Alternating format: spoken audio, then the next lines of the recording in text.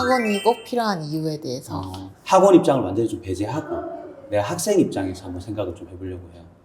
일단 항공과가 면접 비중이 높고 면접 비중이 높다는 거는 아무래도 첫인상, 그죠? 이미지가 좋아야 되고 그 다음에 목소리도 좋아야 되고 말도 어느 정도 할 줄 알아야 되고 또 표현력을 갖춰서 조금 더 세련된 방식으로 면접관의 어떤 질문에 대해서 답변을 할 수 있어야 되고 그 답변이라는 것 자체가 어느 정도 설득력이 요구되는 어떤 기술적인 부분도 포함되기 때문에 그러니까 결과적으로 보자면 말을 잘할 수 있는 친구들 그러니까 이 모든 것들이 환경적으로나 아니 본인이 후천적으로 노력을 해서 이미 갖춰져 있는 친구들은 학원 도움이 필요 없을 수도 있겠죠. 근데 우리 교육 환경을 좀 놓고 봤을 때 이런 뭐 이미지, 그죠? 그다음 보이스, 스피치, 그다음 면접에 대한 대비 이런 것들을 고등학생 나이에 연습할 수 있는 환경이 없다 보니까 아무래도 이제 항공과 면접 비중이 높은 항공과를 준비하는 데 있어서 학원 도움은 필수라고 생각하는 게 이제 쌤의 견해죠. 내 견해인 거죠. 네. 이해했습니다. 이해됐어요? 네. 그래서 절대 강요할 수 없는 부분인 건 알아요. 그리고 혼자 준비하는 방법도 많아요. 요즘 유튜브나 네이버 블로그 검색해서 혼자 이제 카메라 켜놓고 셀프 피드백하고 또 이제 뭐 스터디나 항공과에 먼저 진학한 선배가 있다거나 아니면 학교에 이제 선생님 중에서 면접에 대해 잘 아는 선생님이 있다면 혼자서 이렇게 유튜브 보면서 연습하면서 또 주변 사람들에게 피드백을 구하면서 혼자 준비할 수 있는 시대이기도 하다라는 게 지난번 내가 영상에서도 다뤘던 주제이기도 하고 지금도 마찬가지지만 이제 그럴 수 없는 환경이다. 그리고 내가 이런 이미지나 보이스 여러 가지 어떤 말 잘하는 기술 이런 것들이 전혀 갖춰지지 않은 상태에서 혼자 훈련하기가 힘들다. 동기부여도 잘 안 된다. 이랬을 때 이제 학원은 많이 도움이 된다. 이 얘기인 거죠. 아, 그렇군요. 보통 항공과를 준비하는 기간은 얼마나 걸릴까요? 그거 사람마다 다 달라요. 이제 완전히 케바케예요. 그래서 앞에 내가 이제 학원 도움이 필요한 친구들은 어떤 친구들인지도 얘기했잖아요. 그죠? 그 다음에 또 학원을 굳이 안 와도 될 수 있는 아이들도 있다라고 얘기했잖아요. 그러니까 뭐 좀 환경적으로 어쨌든 이미지도 좀 타고났고 그 다음에 잘 웃고 대인관계에 있어서 문제가 없고 이렇게 사람들과 소통하는 거 좋아하고 목소리도 좋고 뭐 답변도 잘하고 말도 잘하고 이제 그런 친구들은 이제 학원 안 와도 되는데 대부분 그렇지 않기 때문에 학원을 다닌다고 얘기했고 이제 그 학원을 다니는 시기를 결정하는 거는 그 정도의 차이가 있다는 거죠. 그러니까 대부분 이제 그런 이미지나 보이스, 그죠? 말 잘하는 이런 스피치 기술 이런 게 없는데 그게 굉장히 없는 친구들. 그게 굉장히 그런 능력이 떨어지는데도 불구하고 꼭 항공과를 가야 되는 친구들은 당연히 일찍 와야 돼요. 예를 들면 이미지 메이킹을 수업을 하는 데 있어서 우리가 첫 번째로 강조하는 게 첫인상, 미소잖아요. 근데 내가 이제 지금 고등학교 1학년인데 네. 고등학교 1학년 될 때까지 약간 별명이 얼음 공주야. 웃지를 않아요. 그런 친구들은 오히려 중3 때 와도 늦을 수도 있다는 거죠. 근데 이제 평소에 잘 웃는데 네. 첫인상 좋다는 소리 듣는데 사투리가 굉장히 심해요. 그러면 그 친구도 당연히 고2 때 와도 늦을 수 있어요. 내가 평생 살아온 말 습관이라는 거를 하루아침에 고칠 수 있는 거 아니고 한두 달 만에 고칠 수 있는 것도 아니고 보통 1년 정도 되면 고칠 수 있다라고 보지만 또 그걸 굉장히 자연스럽게 그죠? 네. 네. 완벽하게 표준어는 안 쓰더라도 어쨌든 좀 자연스럽게 내가 의식하지 않는 상태에서 그 사투리를 최대한 줄이려면 적어도 1년에서 2년 정도는 보이스 트레이닝을 해야 된다고 봐요. 사투리만 고치는 게 아니잖아요. 그래서 발성도 있고 발음도 있고 그 다음에 그 승무원 다운 톤도 잡아야 되고 그 상태에서 사투리까지 교정해야 되니까 아무리 내가 이미지가 좋다 하더라도 목소리 하나만 교정하는 데 1년 이상 걸리는 친구들도 있기 때문에 그래서 이런 것들을 다 종합해서 봤을 때 네. 내가 이미지도 안 되고 보이스도 안 되고 말하는 기술도 없다. 그러면 빨리 와야 돼. 그냥 내가 항공과를 가고 싶으면 확실하다. 근데 아무것도 안 되는 것 같다. 그 정도가 심한 것 같다. 그럼 고민할 거 없이 빨리 오면 돼요. 네, 정말. 지금 당장 와도 어차피 지금 이제 고3은 졸업을 다 했고, 그죠? 이제 고2에서 고3 올라가는 단계니까 적어도 1년 가까운 시간은 있는 거잖아요. 그죠? 네. 그래서 늦었다고 생각할 때가 가장 빠를 때니까 지금 당장 달려와야 되고 근데 이제 그런 친구들 있잖아요. 나 이제 고1인데 이제 고2 올라가는데 네. 굳이 대부분 다 이제 고3 올라갈 때 준비하는 언니들도 많은데 내가 이제 고2 올라가자마자 항공과를 가야 되나? 학원을 가야 되나?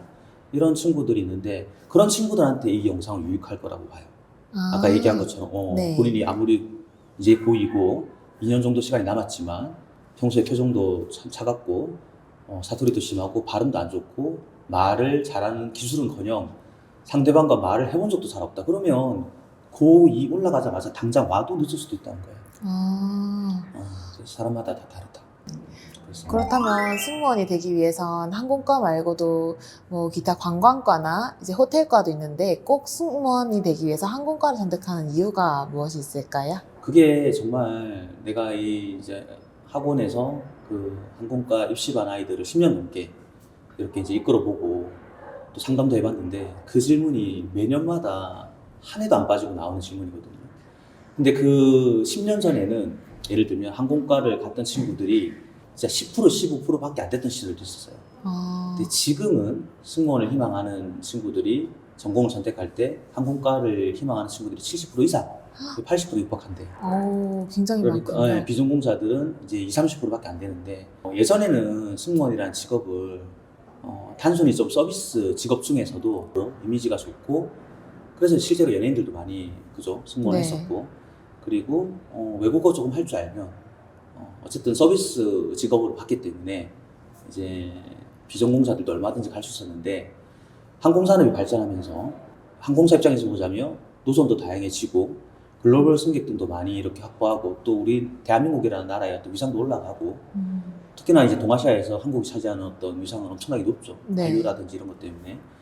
그러다 보니까 이제 국제적인 감각은 필수이고 서비스 마인드도 예전에 그 서비스가 지금 서비스랑은 차원이 다르잖아요. 그렇죠? 그러니까 서비스 마인드 자체도 굉장히 높아야 되고 사실 우리가 이제 서비스 직업이라고 하면 아까 얘기했던 것처럼 진짜 뭐 호텔도 있고 그죠? 뭐 가이드 통역 이런 것도 넓게 보면 서비스고 네. 시상식도 있고 관광 쪽도 있고 아르바이트 같은 것도 다 서비스직이잖아요. 뭐 편의점에서 계산을 해준다든지 고깃집에서 저기 불판을 닦는다든지 네, 아니 맞습니다. 뷔페집에서 접시를 치우고 또 주문을 받는다든지 모든 네. 것들이 서비스인데 근데 어쨌든 비행기 안에서 승객들이 승무원에게 요구하는 서비스 퀄리티는 굉장히 최상급의 수준이고 어지간한 서비스로는 만족도가 나오지 않기 때문에 서비스 마인드는 확고해야 되고 실제 서비스를 행하는 어떤 스킬도 당연히 이제 퀄리티가 있어야 되고 네. 그 퀄리티가 사실은 이제 애티튜드 같은 거죠. 뭐 매너라든지 그죠. 그 다음에 또 승객을 대하는 어떤 승객을 케어하는 자기만의 어떤 노하우 스킬. 그 안에는 당연히 이제 이미지, 목소리 다 들어가잖아요, 그죠. 네. 그래서 이제 그리고 또 기내에서 일어나는 다양한 상황에 맞는 맞춤식 서비스 이런 것들이 복합적으로 요구되고 여기에서 한 걸음 더 나아가서 또 기내 안전요원으로서의 어떤 의무나 책임도 강화되다 보니까 이제는 이 승무원이라는 직업을 단순 서비스 직업이라고 생각하는 게 아니라 하나의 완벽한 전문 서비스인으로서 인식하기 때문에 그래서 전공생들이 일할 수밖에 없다. 왜냐면 이제 전공이라는 것 자체가 그 항공과에서 그죠? 승무원 직업에 맞는 NCS 규정에 맞는 그 직무 역량들을 밸런스 있게 배우잖아요. 네. 지금 내가 언급했던 것들을 이 모든 것들을 배우는 데 있어서 전공생이 일할 수밖에 없지 않을까요? 듣고 보니 그런 것 같습니다. 네, 그렇게 생각합니다. 그래서 이 직업을 바라보는 인식의 차이에 따라서 네. 예전에는 조금 단순하게 바라봤기 때문에 굳이 항공과를 나오지 않더라도 네. 어문계열을 나온다거나 그죠 비전공자라 하더라도 그 친구의 이미지나 목소리가 승무원답고 그 다음에 승객들을 잘 케어할 수 있는 서비스 마인드 정도가 있으면 합격됐던 게 지금은 훨씬 더 승무원이라는 어떤 직업에 대한 인식이 달라지고 그 승무원이라는 직업을 바라보는 그 어떤 그 퀄리티가 달라졌다고 해야 되나? 그리고 그 또 승무원이라는 직업에 요구되는 다양한 역량과 적성, 전문성 이런 것들에 대한 기준이 높아졌기 때문에 그 직업에 맞는 직무석합 훈련을 받을 수 있는 전공생들이 유리할 수밖에 없다 보니 항공과를 가야 되는 이유가 이제 분명해졌다라고 봐요. 그 증거로 이제 항공과 출신 아이들이 훨씬 더 합격이 많이 되고 있는 것도 사실이고. 우리는 학원이니까 그래도 합격생들의 전공이라든지 그죠 스펙 그다음에 그 친구들의 어떤 훈련 과정 이런 것들을 다 지켜볼 수 있잖아요. 네, 맞습니다. 항공과 대학 교수님들도 마찬가지겠지만 네. 그렇게 봤을 때 매년 점진적으로 계속 항공과 출신 학생들이 합격률이 계속 올라가는 걸 봤거든요. 물론 전국의 항공과들이 계속 늘어나고 있는 것도 영향이 있겠지만 아무튼 이런 것들이 맞물리면서 이제 항공과 전공생들이 승무원 되기 훨씬 더 유리하다. 아, 이해했습니다. 외모가 특별히 특출나지 않아도 항공과에 입학할 수 있는지 궁금합니다.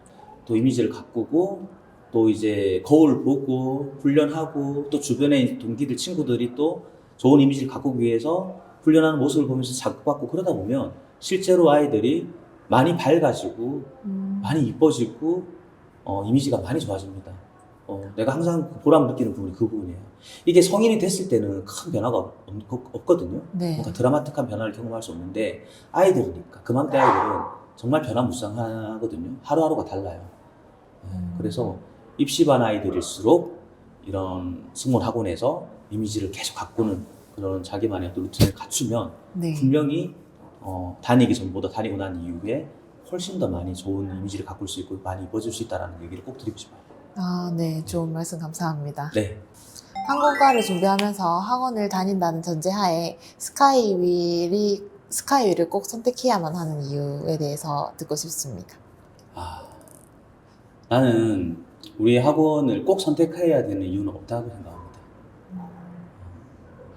그러니까 당연히 우리 학원을 선택했을 때 장점들이 많다라는 거는 이제 학원을 운영하는 입장에서 너무나 당연한 말인데 이런 예민한 주제에 대해서 이걸 유튜브로 그죠 말을 하게 되면 조금 그 자체로 진정성이 좀 떨어진다 생각하기 때문에 여기에 대해서는 이제 좀 말을 아끼고 싶고 우리 스카이윌이 어쨌든 뭐 검색을 해본다거나 홈페이지를 본다거나 아니면 유튜브에 내가 지난 영상들을 본다거나 그랬을 때 다른 학원과 조금 차별화된 부분도 있어 보이고 조금 더 진정성이 있어 보이고 조금 더 학생 관리가 잘 될 것 같고 조금 더 커리큘럼이 나을 것 같고 뭔가 내가 이 학원에서 꿈을 이루는데 도움이 많이 될 것 같다라는 느낌이 들면 이제 상담을 오셨을 때 그때 조금 더 이제 제대로 된 이야기를 드릴 수 있는 것 같고요. 아무튼 이렇게 마무리하도록 하겠습니다. 네, 감사합니다. 오늘 인터뷰 질문해 주셔서 감사합니다. 네, 감사합니다.